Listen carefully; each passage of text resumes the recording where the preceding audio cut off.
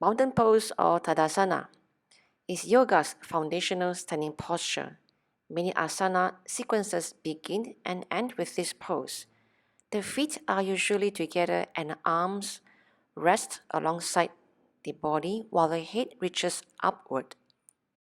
Stand with your feet together and rest your arms by your sides. Lengthen your spine with an inhale by reaching the crown of your head toward the ceiling. Point your tailbone toward the floor and draw your shoulders back with an exhalation. Breathe while holding the pose. For beginners, the feet can be slightly apart.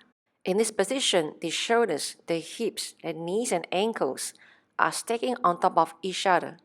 The chin is kept parallel to the floor. Feet are firmly grounded into the mat.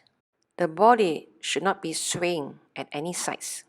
Advanced practitioners can practice this Tadasana in the tiptoes with the arms raised above the head.